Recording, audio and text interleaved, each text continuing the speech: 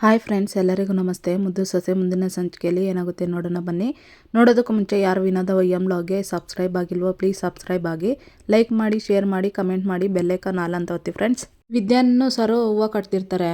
ಅಕ್ಕ, ಬಾವ ಸರಿಯಾದ ಟೈಮ್ಗೆ ಬರ್ತಾರೆ ಅಂತ ಹೇಳಿದ್ಯಾ ಅಂತಾಳೆ ಸರೋ. ಬರೋದು ಮಾತ್ರ ಅಲ್ಲ ಸರೋ, ಅನ್ಕೊಂಡೋಗಿರೋದನ್ನ ಪೂರ್ತಿ ಮಾಡೇ ಮಾಡ್ತಾರೆ ಅಂತ ವಿದ್ಯೆ ಹೇಳ್ತಾಳೆ. ಒಟ್ನಲ್ಲಿ ನೀವು ಬಾವ ಜೊತೆಲಿ ನಿಂತಾಗ ನೀವು ಯಾವ ವಿಚಾರದಲ್ಲೂ ಸೋತಿಲ್ಲ, ಅಂದ್ಮ್ಯಾಕೆ ಈ ಸಲನ್ನು ಸೋಲಲ್ಲ ಅಂತ ಹೇಳ್ತಿದ್ಯಾ ಅಂತಾಳೆ ಸರೋ. ನಾವು ಗೆದ್ದಿದ್ದು ಜೊತೆಯಾಗಿ ನಿಂತಿದ್ದಕ್ಕಲ್ಲ, ಧರ್ಮದ ಪರ ನಿಂತಿದ್ದಕ್ಕೆ. ಧರ್ಮಕ್ಕೆ ಯಾವತ್ತೂ ಸೋಲು ಅನ್ನೋದು ಇಲ್ಲೇ ಇಲ್ಲ. ಈಗೀತನು ನಿಮ್ ಬಾವ ಹೋಗಿರೋದು ಸತ್ಯನ ಹೊರಗಡೆ ತರಬೇಕು ಅಂತ, ಅಂದ್ಮ್ಯಾಕೆ ಸೋಲೋ ಮಾತೇ ಇಲ್ಲ ಅಂತ ವಿದ್ಯೆ ಹೇಳ್ತಾಳೆ. ಜೊತೆಯಾಗಿ ನಿಂತ್ಕೊಬಿಟ್ಟಿದೀವಿ ಅಂತಂದ್ರೆ ಎಲ್ಲಿ ನನ್ನ ಜೊತೆಗೆ ನೀವಿಬ್ರು ಬಾಳಿ ಅಂತ ಹೇಳ್ಬಿಡ್ತೀನೋ ಅಂತ ಹಿಂಗ್ ಮಾತಾಡ್ತಾವಳೆ ಅಂತ ಗೊಣಗ್ತಿರ್ತಾಳೆ ಸರೋ. ಏಯ್ ಸರೋ, ಏನೇ ಗೊಣಗ್ತಾ ಇದ್ದಿ ಅಂತ ವಿದ್ಯೆ ಹೇಳ್ತಿರ್ತಾಳೆ. ಏನಿಲ್ಲ ಅಕ್ಕ, ಅದು ಆ ಸುಭಾಷ್ ಬಾವ ಹೆಂಗೂ ಮದ್ವೆ ಮಾಡ್ಕೊಂಡು ಹೋಯ್ತವ್ನೆ, ಅಂದ್ಮ್ಯಾಕೆ ಚಂಪಕ್ಕನ್ ಬಾಳ್ಗುವೆ ಏನು ತೊಂದ್ರೆ ಇಲ್ಲ ತಾನೆ, ಅಂದ್ಮ್ಯಾಕೆ ಹೆಂಗಾದ್ರೂ ಆಳ್ ಬಿದ್ದೋಗ್ಲಿ ಅನ್ನೋದ್ ಬಿಟ್ಬಿಟ್ಟು ಯಾಕೆ ಇಷ್ಟೆಲ್ಲ ಸರ್ಕಸ್ ಮಾಡ್ಬೇಕು ಅಂತ ಕೇಳ್ತಿರ್ತಾಳೆ ಸರೋ. ಬರೀ ಮದ್ವೆ ವಿಚಾರ ಅಲ್ಲ, ಅವಾಗಾಗಿರೋದನ್ನ ಹಂಗೆ ಬಿಟ್ಬಿಟ್ರೆ ಆ ಸುಭಾಷ ಇನ್ನೊಂದ್ ಯಾವ್ದಾದ್ರು ತಪ್ಪು ಮಾಡೋದಕ್ಕೆ ಎದುರ್ಕೊಳ್ಳೋದಿಲ್ಲ ಅವನು.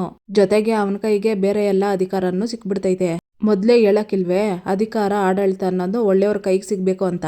ಏನಾದ್ರೂ ಕೆಟ್ಟವ್ರ ಕೈ ಸೇರ್ಬಿಟ್ರೆ ಅದು ಅವ್ರ ಕೈಗೆ ಆಯುಧ ಆಗೋತದೆ. ಸರೋ, ಭಸ್ಮಾಸುರನ್ ಕತೆ ಕೇಳಿಲ್ವೇ? ಅದ್ಯಾವ್ರು ಒಳ್ಳೆ ವರ ಕೊಟ್ಟಾಗ ಒಳ್ಳೇದ್ ಮಾಡೋದಕ್ಕಿಂತನೂ ಲೋಕನೇ ಸುಡಕೊಂಡೋಗಿದ್ದ ಅಂತ ವಿದ್ಯೆ ಹೇಳ್ತಾಳೆ. ಆದ್ರೂ ಅವನ ತಲೆ ಮೇಲೆ ಅವನೇ ಕೈ ಇಟ್ಕೊಂಡು ಸುಟ್ಟು ಭಸ್ಮ ಆಗೋದ್ನಲಕ ಅಂತ ಸರೋ ಕೇಳ್ತಾಳೆ. ಆದ್ರೆ ಅವನೇ ಸುಟ್ಕೊಳ್ಳೋದಕ್ಕೆ ಏನೆಲ್ಲ ಮಾಡ್ಬೇಕಾಯ್ತು ಅಂತ ಗೊತ್ತಲ್ವಾ ಸರೋ, ಇವತ್ತಿನ್ಯಾರೋ ಮಾಡಿರೋ ಒಳ್ಳೆ ಕೆಲ್ಸದ ಕಾರಣಕ್ಕೆ ಆ ಸುಭಾಷನ್ಗೆ ಒಂದ್ ಶಕ್ತಿ ಸಿಕ್ಕದೆ.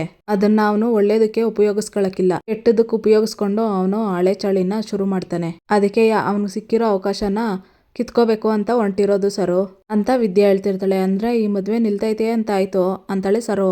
ಈ ಸಲ ಒಳ್ಳೇದ್ ಗೆಲ್ತೈತೆ ಅಂದ್ರೆ ಮದ್ವೆ ನಿಲ್ತೈತೋ ನಡಿತೈತೋ ಅಂತಲ್ಲ, ಸುಳ್ಳಿನ ಮುಖವಾಡ ಕಳ್ಚಿ ಸತ್ಯ ಹೊರಗಡೆ ಬರೋದು ಅಂತ ವಿದ್ಯೆ ಹೇಳ್ತಿರ್ತಾಳೆ. ಈಗಾಗೋದಕ್ಕೇನೆ ಅವ್ರು ಮುಖದಲ್ಲಿರೋ ನಗು ಎಲ್ಲ ಮಾಯ ಆಗೋಗದೆ ಅಂತ ಸರೋ ಹೇಳ್ತಾಳೆ. ಇನ್ನು ಸತ್ಯ ಈಚೆ ಬಂದಾಗ ಅವ್ರ ಮುಖವಾಡ ಎಲ್ಲ ಕಳ್ಚಿದಾಗ ಬರೀ ನಗು ಮಾತ್ರ ಅಲ್ಲ ಸರೋ, ಅವ್ರ ದರ್ಪ ಅಹಂಕಾರ ಅವ್ರ ನಾಟಕ ಒಂದೊಂದಾಗೆ ಎಲ್ಲಾನು ಮಾಯ ಆಗ್ತದೆ, ನೋಡ್ತಾ ಇರು ಅಂತ ವಿದ್ಯೆ ಹೇಳ್ತಿರ್ತಾಳೆ. ಇತ್ತ ಮದ್ವೆ ಕಾರ್ಯಕ್ರಮ ಮುಂದುವರಿತಾ ಇರುತ್ತೆ. ಶಾಸ್ತ್ರಿಗಳು ಮಂತ್ರ ಎಲ್ಲ ಉಪಚಾರ ಮಾಡಿ ಗಂಡನ್ನ ಕರೀರಿ ಅಂತ ಹೇಳ್ತಾರೆ. ಶಿವರಾಮೇಗೌಡ್ರು ಗೋವಿಂದ ಅಂತಾರೆ. ಗೋವಿಂದೇಗೌಡ್ರು ಚಿತ್ರ ಹೋಗ್ ಕರ್ಕೊಬರಮ್ಮ ಅಂತ ಹೇಳ್ತಾರೆ. ಚಿತ್ರ ಸುಭಾಷನ್ನ ಕರ್ಕೊಬರ್ತಾಳೆ. ಸುಭಾಷನ್ನ ಹಸೆಮಣೆ ಮೇಲೆ ಕುಂಡ್ರಿಸಿ ಶಾಸ್ತ್ರಿಗಳು ಮಂತ್ರೋಪಚಾರ ಎಲ್ಲ ಮಾಡಿ ಶಾಸ್ತ್ರಗಳೆಲ್ಲ ಮಾಡಿಸ್ತಿರ್ತಾರೆ. ಕಂಕಣ ಎಲ್ಲ ಕಟ್ಟಿ ಹೆಣ್ಣನ್ ಕರೀರಮ್ಮ ಅಂತಾರೆ ಶಾಸ್ತ್ರಿಗಳು. ಇತ್ತ ನವ್ಯನ್ನು ಬಂದ್ ಕುತ್ಕೊಂಡಿರ್ತಾಳೆ. ಮುಖ ನೋಡ್ಕೊಂತಾರೆ ಒಬ್ರಿಗೊಬ್ರು. ಇತ್ತ ಸುಭಾಷ ಖುಷಿಯಿಂದ ಇದ್ರೆ ನವ್ಯ ಮಾತ್ರ ಊದಿಕೊಂಡಿರ್ತಾಳೆ. ಇತ್ತ ವಿನಂತಿ, ಏನವ್ವ ಅಷ್ಟೆಲ್ಲ ಹೇಳಿದ್ರು ಬಂದ್ ಕುಂತವಳಲ್ಲ, ಇವಳಿಗೇನಾಗಿದ್ದತೋ ಅಂತ ಕೇಳ್ತಿರ್ತಾಳೆ. ಅವಳಿಗೇನಾಗಿದ್ಯೋ ಬಿಟ್ಟಿದ್ಯೋ ಗೊತ್ತಿಲ್ಲ, ಒಟ್ನಲ್ಲಿ ಸರಿಯಾಗಿ ಕೊಡ್ತಾಳೆ, ನೋಡ್ತಾ ಇರೋ ಅಂತ ಸಾವಿತ್ರಿ ಹೇಳ್ತಿರ್ತಾಳೆ. ಅವ್ವ, ಹುಡ್ಗಿನ್ನೂ ಬಂದಾಯ್ತು, ಆ ಭದ್ರ ಬರಕ್ ಮುಂಚೆ ಬೇಗ ಚಕ್ಕಿಸ್ಕೊಬಿಡು, ನಾನು ಡ್ರೈವರ್ನ ಕಳ್ಸಿ ಅಕೌಂಟ್ಗೆ ಹಾಕ್ಸ್ಕೊಬಿಡ್ತೀನಿ ಅಂತ ಚಿತ್ರ ಹೇಳ್ತಿರ್ತಾಳೆ. ಅಯ್ಯೋ, ಈ ಆಳದ ಟೆನ್ಷನ್ಗೆ ಏನ್ ಮಾಡ್ಬೇಕಂತಾನೆ ಗೊತ್ತಾಗ್ತಾ ಇಲ್ಲ ಕಣೆ ಬಾವ, ನೀವು ಅವಾಗ್ಲೇಯಾ ಅಂತಿರ್ತಾಳೆ ಈಶ್ವರಿ. ಅರ್ಥ ಆಯ್ತು ಬಿಡು ಈಶ್ವರಿ ಅವ್ವ ಅಂತ ಹೇಳ್ತಾರೆ ಶಿವರಾಮೇಗೌಡ್ರು. ಅಜ್ಜಮ್ಮ, ಕೊಟ್ಲೆ ಹಾಸಿಗೆ ಕೆಳಗೆ ಅವತ್ತು ಶಿವರಾಮ ಕೊಟ್ಟಿದ್ನಲ್ಲ ಚೆಕ್, ಅದೇ ಹೋಗ್ ತಗೋಬಾ ಹೋಗು ಅಂತ ಹೇಳ್ತಾಳೆ. ಸರಿ ಅಜ್ಜವ್ವ ಅಂತ ಕ್ವಾಟ್ಲೆ ಹೋಗ್ತಾನೆ. ಚೆಕ್ ಕೊಡ್ತಾರೆ ಅಂತ ತುಂಬಾ ಖುಷಿಯಲ್ಲಿರ್ತಾರೆ ಈಶ್ವರಿನ್ನು ಚಿತ್ರ.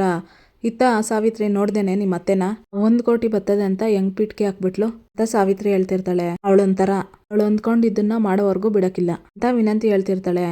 ಅಕ್ಕ, ಯಾಕಕ್ಕ ಇಷ್ಟೊಂದು ಕೋಪ ಮಾಡ್ಕೊಂಡಿದ್ಯಾ ಅಂತಾಳೆ ಸರೋ. ಯಾವ್ದೇ ಕಾರಣಕ್ಕೂ ಆ ಚೆಕ್ಕು ಅವ್ರ ಕೈಗೆ ಸೇರ್ಬಾರ್ದು, ಯಾಕಂದ್ರೆ ಅದು ದುಡ್ಡು ಮಾತ್ರ ಅಲ್ಲ, ಅವ್ರ ದುರಂಕಾರಕ್ಕೆ ಹೊಸ ಬಲ ಆತದೆ. ಅವ್ರು ಮಾಡೋ ಅನ್ಯಾಯಕ್ಕೆ ಹೊಸ ಆಯುಧ ಮಾಡ್ಕೊಂತಾರೆ. ಯಾವ್ದೇ ಕಾರಣಕ್ಕೂ ಅದು ಅವ್ರ ಕೈಗೆ ಸೇರೋದಕ್ಕೆ ಬಿಡ್ಬಾರ್ದು ಅಂತ ಹೇಳ್ತಾ ವಿದ್ಯಾ ದಾರಿ ನೋಡ್ತಿರ್ತಾಳೆ. ಅಯ್ಯೋ ಶಿವನೇ, ಇಷ್ಟೊತ್ತಾದ್ರೂ ಇವ್ರು ಬರ್ಲಿಲ್ವಲ್ಲ, ಇಷ್ಟೊತ್ತಿಗೆಲ್ಲ ಬರ್ಬೇಕಿತ್ತು ಇವ್ರು ಅಂತ ಹೇಳ್ಕೊಂಡು ದಾರಿ ನೋಡ್ತಿರ್ತಾಳೆ ವಿದ್ಯಾ. ಅವಯ್ಯ ಚೆಕ್ಕು ಅಂತ ಹೇಳಿ ಕ್ವಾಟ್ಲೆ ಚೆಕ್ ತಂದು ಕೊಡ್ತಾನೆ.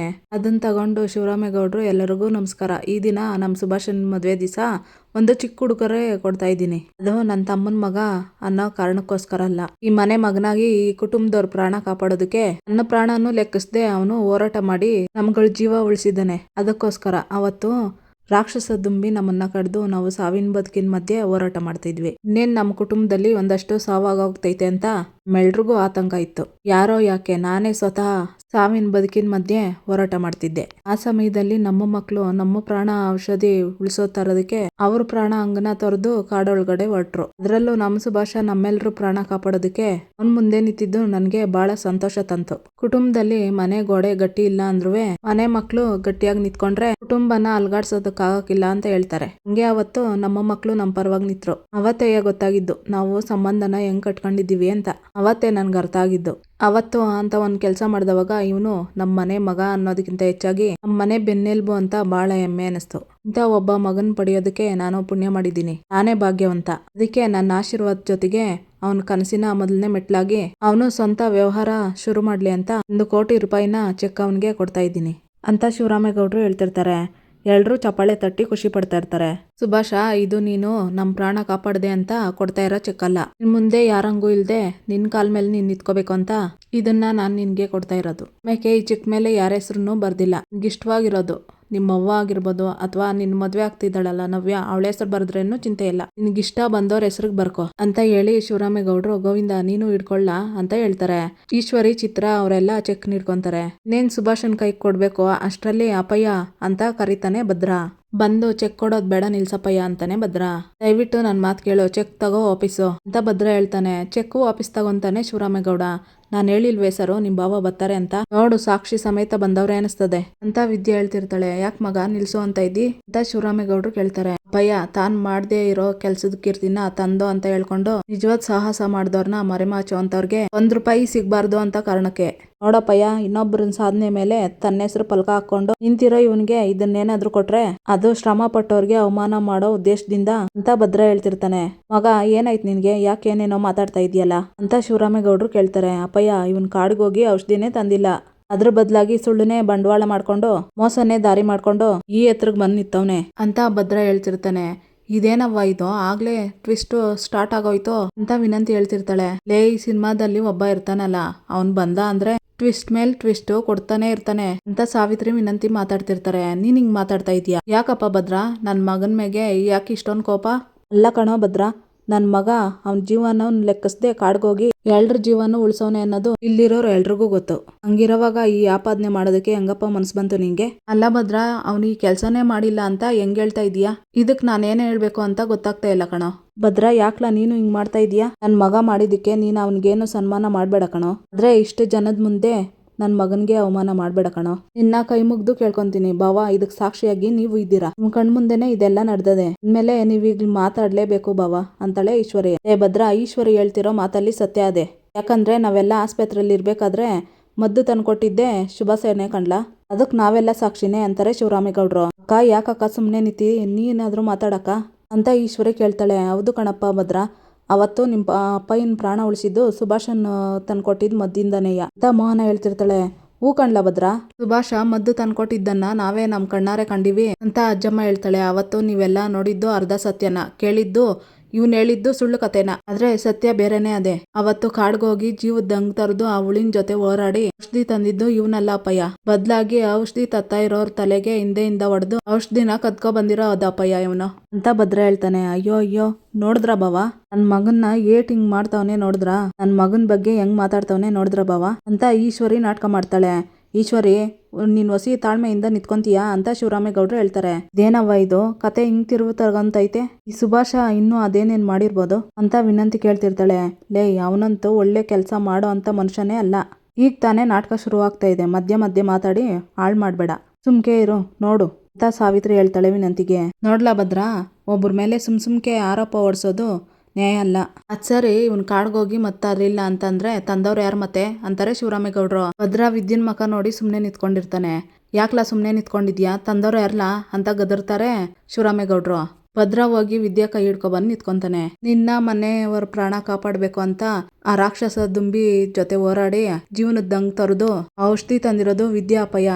ತಾನ್ ಬಸ್ರಿ ತನ್ಗೆ ಏಟಾಗಿದೆ ಅಂತಾನು ಯೋಚನೆ ಮಾಡ್ದೆ ಮನೆಯವ್ರಿಗೋಸ್ಕರ ಓದೋಳು ಈ ವಿದ್ಯಾ ಅಪ್ಪಯ್ಯ. ವಿದ್ಯಾ ಬರ್ಬೇಕಾದ್ರೆ ಗುಳ್ಳೆ ನರಿಯಂಗ್ ಒಂಚಾಕಿ ಹಿಂದೆಯಿಂದ ಅವಳು ತಲೆಗೊಡ್ದು ಆ ಔಷಧಿನ ಕದ್ಕೊ ಬಂದು ಇಲ್ಲೆಲ್ಲಾರ್ಗೂ ತಾನೇ ಔಷಧಿ ತಂದೆ ಅಂತ ಹೇಳ್ತಾವನೆ ಅಂತ ಭದ್ರ ಹೇಳ್ತಿರ್ತಾನೆ. ಇತ್ತ ಸಾವಿತ್ರಿ ಇಂಟ್ಕೊಂಡಿರ್ತಾಳೆ ಕೈನ. ವಿನಂತಿ ಅದನ್ನ ನೋಡಿ, ಲೇ ಅವ್ವ, ಇಲ್ಲಿ ಆಯ್ತಿರೋದೆಲ್ಲ ಕನಸು ಅಂತ ಇಂಟ್ಕೊಂತ ಇದೀಯಾ? ಇಲ್ಲ ಕಣವ್ವ, ಇಲ್ಲಿ ನಡೀತಿರೋದೆಲ್ಲನೂ ನಿಜನೇಯ. ಈ 3 ಅಡಿನೇ ಔಷಧಿ ತಂದಿರೋದು ಅನಿಸ್ತೈತೆ ನನ್ಗೆ ಅಂತಾಳೆ ವಿನಂತಿ.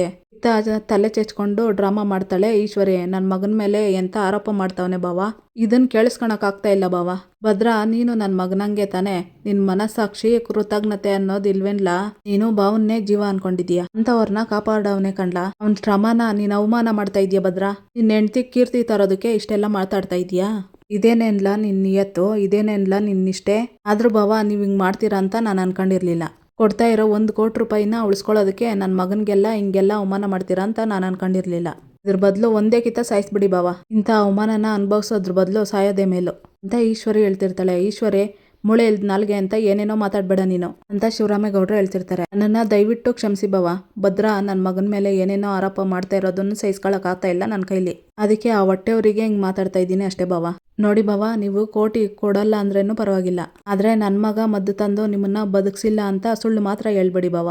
ನನ್ನ ಮಗನಿಗೆ ಸಲ್ಬೇಕಾಗಿದ್ದ ಗೌರವನ ದಯವಿಟ್ಟು ಯಾರು ಕಿತ್ಕೋಬೇಡಿ. ಅವನಿಗೆ ಸಲ್ಬೇಕಾಗಿರೋ ಗೌರವ ಸಿಗ್ಲೇಬೇಕು ಅಂತ ಈಶ್ವರಿ ಹೇಳ್ತಿರ್ತಾಳೆ. ಇಲ್ಲಿಗೆ ಈ ಸಂಚಿಕೆ ಮುಕ್ತಾಯ ಆಗುತ್ತೆ. ಇನ್ನು ಯಾರು ವಿನೋದ ವೈಎಂ ಬ್ಲಾಗ್ಗೆ ಸಬ್ಸ್ಕ್ರೈಬ್ ಆಗಿಲ್ವೋ ಪ್ಲೀಸ್ ಸಬ್ಸ್ಕ್ರೈಬ್ ಆಗಿ, ಲೈಕ್ ಮಾಡಿ, ಶೇರ್ ಮಾಡಿ, ಕಮೆಂಟ್ ಮಾಡಿ, ಬೆಲ್ಲೈಕಾನ್ ಆಲ್ ಅಂತ ಒತ್ತಿ ಫ್ರೆಂಡ್ಸ್. ಈ ವಿಡಿಯೋ ನೋಡಿದಕ್ಕಾಗಿ ಎಲ್ಲರಿಗೂ ಧನ್ಯವಾದಗಳು.